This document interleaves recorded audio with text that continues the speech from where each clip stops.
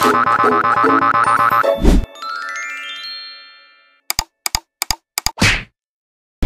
mga kanasi! Welcome to our channel! My name is Drew. And I am Reina. And we are the Titos and Titas of Malaysia! Hi guys! I'm here na sa kay Reynang place. Since makikita kami ngayon, we're going somewhere. She's here now. She's here now, guys. Hi! How are you? I'm good. Welcome to our vlog. Welcome to our vlog. Welcome, guys. We're going somewhere. See ya. Hi guys! Hi guys! We're here inside. What the tawag to? It's Taman Kepong something. Yes. Actually, wala kaming balak talaga pumunta dito. Parang wala lang. Pag-isip lang namin kanina.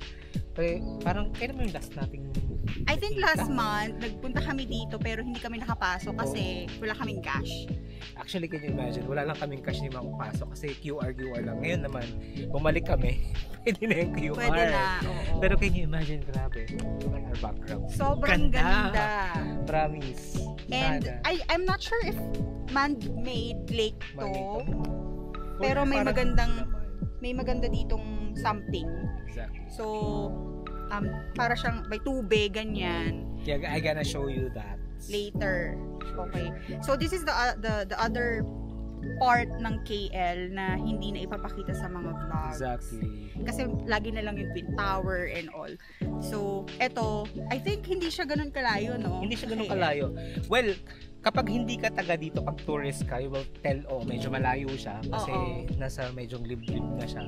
Pero it's still part of KL. So hindi siya KL pero isang tawid mo lang paglabas mo KL. Yes. Ganun siya.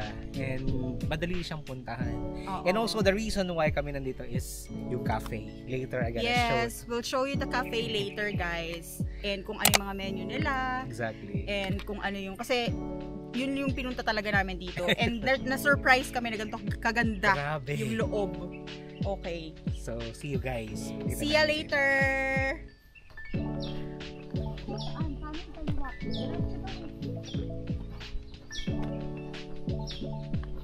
I think to, kasi wala na pupunta. Wala nakalagay kung saan yung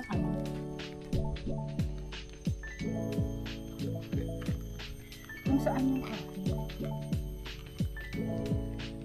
Check mo nga sa ano. Isag pa naman.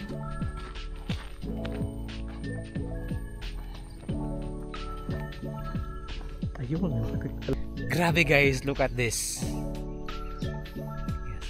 Rain is taking photos.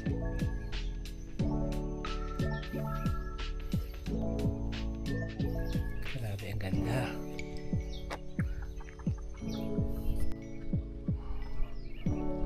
Parang ang sarap pumunta dito sa umaga, dito ka mag-jog.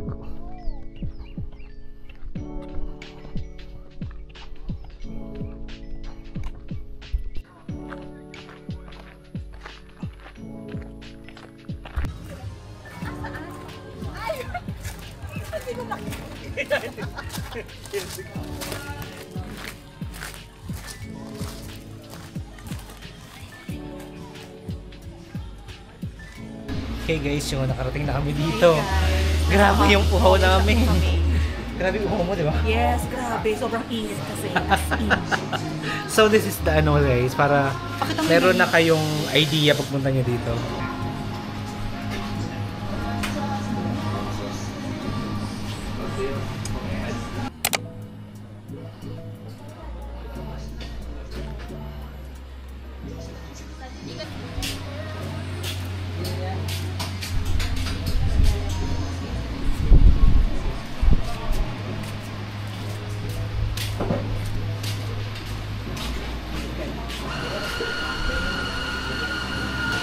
Hi!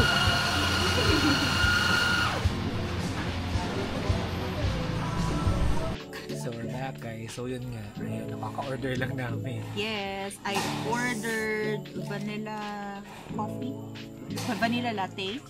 And I ordered yung batong sa atin. Blue Ocean? Blue Ocean. Oh. Ito guys yung name ng kanilang cafe. Tapos ang kagandahan dito, super nature, tapos Nasa loob ka ng tent. Yeah, oo. So we'll show you also later kung anong itsura ng parang mga table nila dito. Maganda siya sa mga magbabarkada, family, ganyan. Sarap guys. Actually, kakatilim ko na yung nakatilim lang. Sobrang sarap in order ko. Tapos actually yung didaanan mo dito, kasi yung dinaanan namin pupunta dito medyo malayo. Pero I feel like yung daan papunta dito talaga directly from here, mula sa entrance. Parang umikot kasi umikot kami. That's why we saw yung ang ganda ng mga view. Pero okay lang kasi ang ganda ng views. Hindi ka mapapagod maglakad kasi maganda yung view. Parang isa lang tong cafe na nandito, no? Isa lang. Ito lang yung cafe na nandito sa loob. Well, tatanong, we gonna ask some people din. Baka meron pang iba or hindi lang natin alam. Oo. Kasi malaki yung yung lugar. Super laki. Malawak. Kung naghahanap kayo ng very aesthetic and good nature vibe na cafe near KL, sobrang lapit lang sa KL nito guys. It's just that wala pang nakaka-explore na mga tourists, ganyan, kasi more on nakafocus sila sa city, which is the KL, Bukat Bintang, ganyan. Yes, in all fairness naman sa nagsasabing boring talaga dun sa KL. Kahit kami, nasabi ng Twin Towers, boring talaga ako dun lang. Yes. Makikita mo lang mga kotse. Yes, magagandang kotse. Magandang Twin Tower. For the first time, kung first timer ka, yes, maganda talaga sa tingnan. Pero kung babalik-balik ka, kasi mo yun lang yung makikita talaga sa mismong city center. Pero if you're gonna explore KL, madami. Marami at saka talaga. ang daming tao dun. Sobra. Nakakasukan yung mga tao. So, lalo pag weekend. Exactly, Bukit Bintang yan. Traffic, sobrang traffic. Kaya, guys, promise, when you come back to Malaysia, kung mga second times or mga third time nyo na dito, I think yung magiging mga content namin is mga hidden gems na hindi, siguro kilala ng mga locals, pero hindi siya kilala ng mga tourists. No?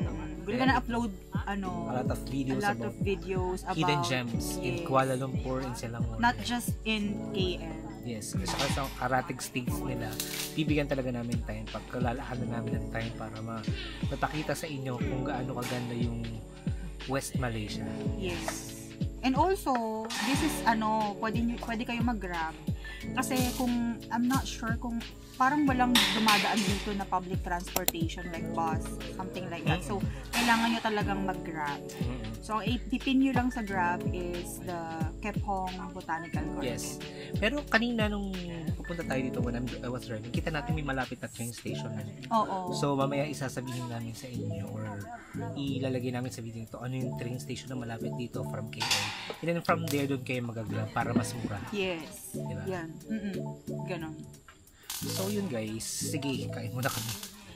See ya later. Bye-bye.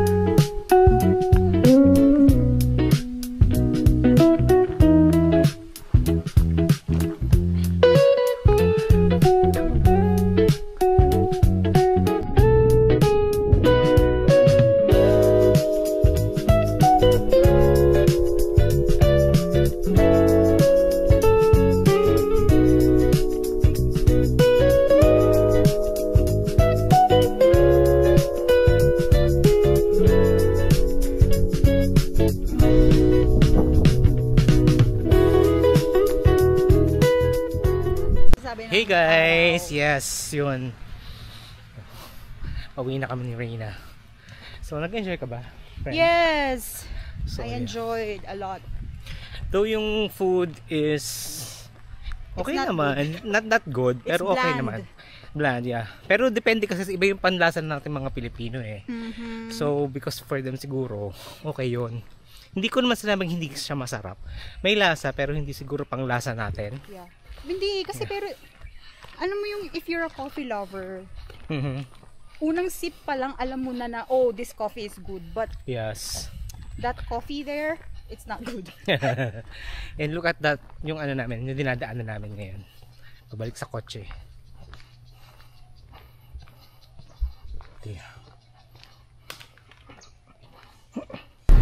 Yun guys, we're done and we're back in the car. Yes, very tiring. Tiring, More grabe. lakad. Super lakad. Nakakapagod kasi sobrang init. Pero maganda yung place, worth it naman pagpunta nyo dito. Mainit man pero grabe, ang saya sa puso, ang saya sa mata. Yes.